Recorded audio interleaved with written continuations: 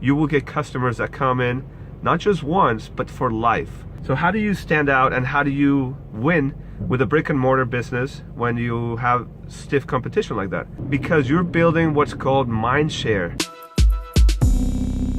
Hey guys, Oscar here for notagrouch.com with another Driving with Oscar episode, and this time I want to talk to you about brick and mortar businesses working on the digital space to advertise, bring more revenue. Specifically, I'm going to talk to you about an actual friend of mine. It's actually a family member, and we talked a little bit about his new business, and I gave him some advice. And I wanted to share that advice with you because it's something that most people don't understand if they're not part of the social media wave, if they're not on Facebook and Twitter, and even for some people that are involved with social media, if you're not involved in social media for business, then you may not be aware of some of the things I'm going to talk to you about. I'm going to try to keep it short. I'm heading to my .com lunch. As you know, every Saturday we host a lunch where entrepreneurs, bloggers, social media people, we all come together to hang out, have a good food, and just kind of talk about our businesses, strategies, techniques, and all that sort of stuff. So I have about 7 minutes. I'll try to keep it short. First, this is a brick and mortar business. It's actually a pharmacy. So first thing that most people think is, who opens a pharmacy in 2017 when you have things like CVS, Walgreens all over the place? I mean, within less than a quarter mile, I know there's a CVS, a Walgreens, a small local pharmacy, and a Target that has another CVS inside. And this is all within a 2-minute drive, maybe a 15-minute walk. So this is the case almost anywhere in developed in the country, wherever, as long as you're not talking about a rural area, this is how it is everywhere. So why would somebody start that? Well, the reality is that you start a business when there's a lot of businesses in it already, because it's a popular business. It's profitable. Obviously, there's a lot of people that need that service. So, but then you still have to stand out. And especially if you're a small player, if you're a small one-shop operation, it would be tough to compete with somebody like Target or Walgreens, Walmart. It's really tough because they can lower their price until you're out of business, and it won't make a single dent in their bottom line. If they wanted to, they could eliminate all the competition just by giving stuff away for free. And sometimes they do that. So how do you stand out and how do you win with a brick and mortar business when you have stiff competition like that? And the first thing I told him is that he needs to stop thinking about the immediate cash return. So yes, revenue is critically important. If you don't have revenue, you will go out of business sooner than later. So revenue, of course, is important. But in order for you to stay and thrive in the long term, you need to trade the mentality of cash and replace it with legacy. Especially a pharmacy. A pharmacy has an opportunity to be a pillar of the community because they provide a healthcare service. They provide stuff that no other type of store can provide. For example, you can't go to your grocery store and pick up your prescriptions. You can't go to any other store except a pharmacy. So that alone makes you separate than everyone else. Then what you really need to focus on is keeping your community healthy.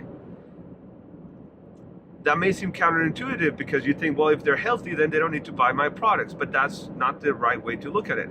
If you provide them with information about how to stay healthy, then they will always stay in touch with you. They will always learn from you, follow you. They'll consider you an authority.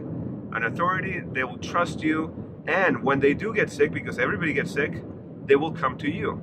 Even if you may not have the best prices, what happens is when you use social media, and that includes email, Facebook, Twitter, Instagram, Snapchat, you name it, whatever is important at the time, as long as you're using that and building a rapport with your community and the people that you can serve, when they need you, they will come to you. Why? Because you're building what's called Mindshare.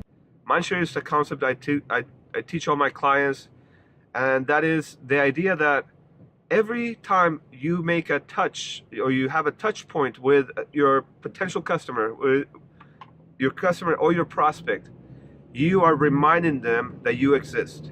So what I told them specifically, for example, is get on Instagram, get an account that is branded for the pharmacy, but then don't post about pharmacy stuff.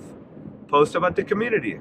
Every time you go out to eat, every time you go out to have a drink, every time you drive somewhere, every time you walk with your family, take your kid to the park, take a picture and post it about the location. Talk about, what a beautiful park this is and how you like this neighborhood, or what a great atmosphere there is at, Joe's bar, and come and try the best drink here for whatever.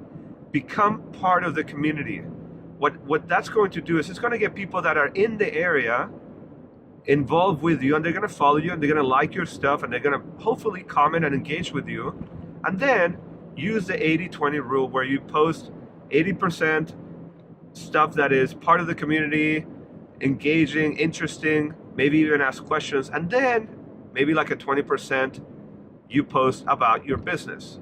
So he lives in a coastal area, so fishing is a pretty common thing to do. So talk about the best fishing spot and go take a picture of it. Or when the weather's nice, talk about, hey, what a great weather, are you going to go fishing today? Things like that. And then if you prepare that and you do it right, let's say for a few weeks, you keep talking about fishing, the environment, the best spots, about all that. And then every once in a while, remind your customer, hey, next time you go fishing, don't forget to pick up your sunscreen. We have a great deal on XYZ sunscreen. Come pick one up and you'll be set to go.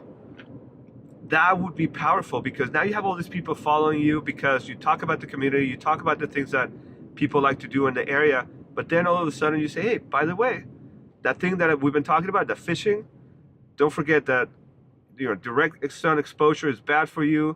So make sure you cover up with some sunblock, and if you're out, come and get some. We have them in stock. So that's one tiny little promotion that you could do. The same thing could happen for anything that you look at. Hey, Mardi Gras is coming. Go and have some of the greatest food in the country. Celebrate, and just so you're prepared in case you get indigestion, come buy a bottle of Tums. We have them in stock. Those kind of things. And of course, this is getting into the details specifically to a pharmacy, but the same thing can be applied to any brick and mortar business, especially in today's age, when you think that, how am I going to compete with the big guys? This goes for food, services, like a tailor, like a repairs service.